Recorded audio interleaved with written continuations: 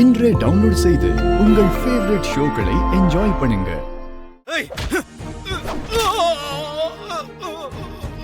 பிள்ளைக்கு பிஸ்கெட் கொடுத்துட்டு இருக்கே, அதுக்குள்ள குறுக்கில் அடிக்கணுமா? இல்லை, முதல்ல அவங்க அம்மாவுக்கு இவளை கண்டுபிடிச்சிட்டேன்னு போன் அடிச்சு விஷயத்த சொன்னேன். முதல்ல போனை போடு. போனை போடல அவங்க அம்மைக்கு. அது அப்படியே ஸ்பீக்கர்ல போடு, ஸ்பீக்கர்ல போடு.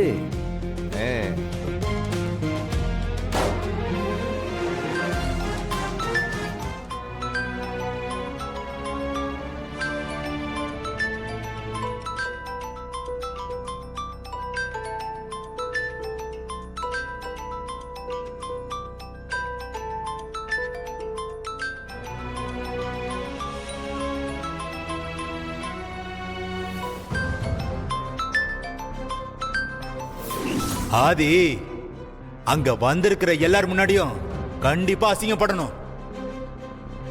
அதுக்கு ஆதி உன்கிட்ட தப்பா நடந்துக்க பாக்குறான்னு அவனை நீ அவமானப்படுத்தணும்.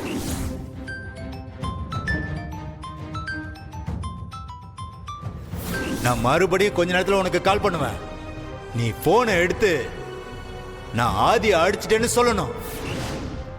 இல்லைன்னா உன் பொண்ண கொன்னு போட்டுருவேன்.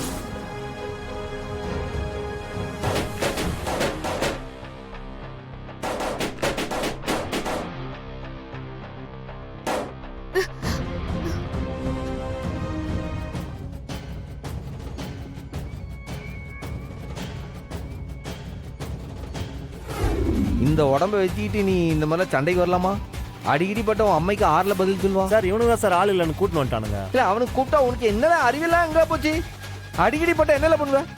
ஆமா, வந்தது வந்துட்ட ஒரு அடி வாங்கிட்டு போயிட்டியா? வேணா சார், வலிக்க பார்த்து வாங்கிட்டலா? ஆமா சார், ஒரு அடி அடிச்சிருக்கான் அவனுக்கு. நான் அடிச்சா செத்துருவான். இல்லை, இது என்னல காக்கா கக்கா போன மாதிரி ஒரு கலரை தடவிட்டு இருக்கேன். Style sir. என்னது ஸ்டைல்? இல்லை, இந்த ரொட்டி இன்னொரு ரொட்டி இந்த மாதிரி முடியோட உன்னைய பார்த்தேன். சரிங்க சார், வெட்டிடுறேன் சார்.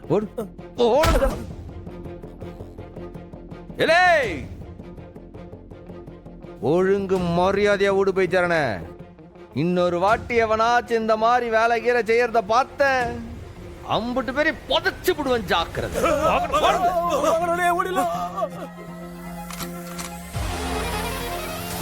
சலா மாமா, வீட்டுல உன் அம்மா காத்து கிடப்பாவுல. வா, சரி, வா வா வா வா. இந்தல, இந்த நாள் எப்படி போச்சுன்னு எனக்கு தெரியல. இந்த ஈவினிங் நல்லபடியா ஸ்மூத்தா நடக்க உங்க எல்லாரோட சப்போர்ட்டும் தான் முக்கியமான காரணம். இந்த மொமெண்ட்ல உங்ககிட்ட நான் ஒரு சின்ன விஷயத்த ஷேர் பண்ணிக்கணும்னு நினைக்கிறேன். நம்ம வாழ்ற வாழ்க்கையில குறை இல்லாதவங்களே கிடையாது. ஆனா அது பெருசா யோசிச்சு நம்ம ஒருத்தர்கிட்ட இருந்து விலக ஆரம்பிச்சா இங்க யாரும் யார் கூடவும் சேர்ந்து வாழாம தனித்தனி தீவா மாறிடுவோம்.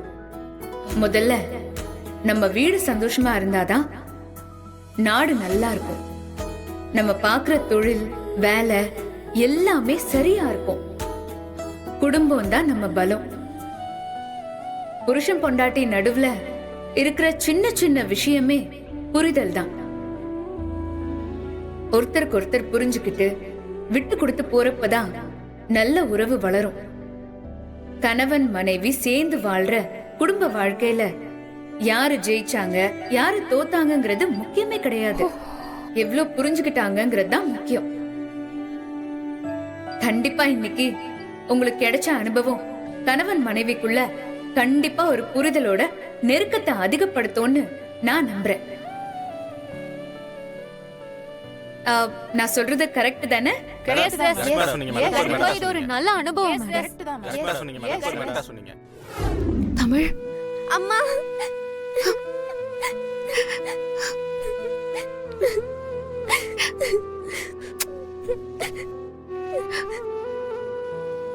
இங்க என்ன நடக்குது மித்ரா?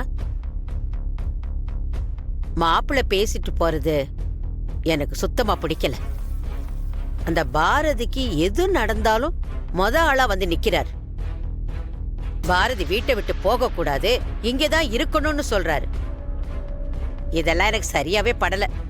பாட்டி இப்ப என்னாச்சு? ஏன் இவ்ளோ கோவப்படுறீங்க? அதான் ஆதி ஆபீஸ் விஷயமா ஹெல்ப் பண்றதுக்காக பாரதியை கூட்டிட்டு வந்திருக்கதா சொன்னார்ல. மாப்பிள்ளை சொல்லிட்டு போறதுல எனக்கு சுத்தமா நம்பிக்கை இல்ல மித்ரா.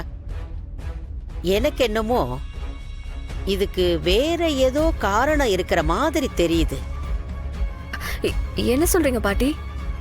நானும் வந்த நாள்ல இருந்து கவனிச்சுக்கிட்டு தான் இருக்கேன் மித்ரா. ஆதிக்கும் பாரதிக்கும் நடுவுல ஏதோ ஒரு ரகசியம் இருக்கு. அவங்க 2 பேரும் நடந்துக்கிற எல்லாத்தையும் பார்த்தா எனக்கு அப்படித்தான் தோணுது. பாட்டி என்ன நீங்க இப்படிலாம் பேசுறீங்க? நீங்க நினைக்கிற மாதிரி எதுவுமே இல்ல. இல்ல மித்ரா, இல்ல. எனக்கு சந்தேகமா தான் இருக்கு. அப்படி ஏதாவது இருந்துச்சுன்னா இப்பவே என்கிட்ட சொல்லிடு. போச்சு, எது நடக்க கூடாதுன்னு நினைச்சனோ அதுவே நடக்குது.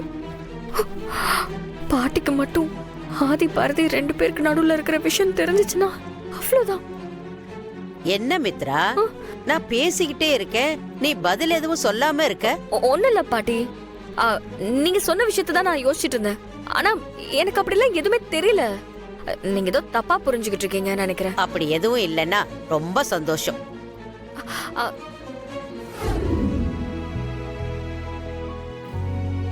இவங்க தான் என் ஒய்ஃப்.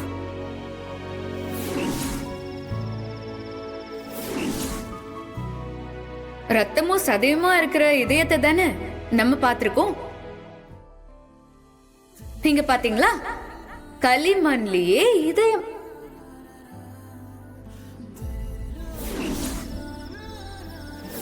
ஆக்சுவலி மித்ராவை விட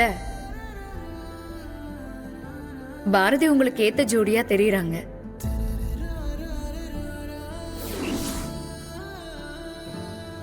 என்ன பாரதி, இங்க தனியா வந்து நின்றுட்டு இருக்கீங்க?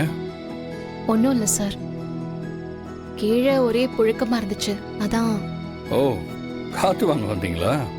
நல்ல விஷயம். பாரதி, சாப்பிட்டீங்களா? ஆ, நான் சாப்பிட்டேன்.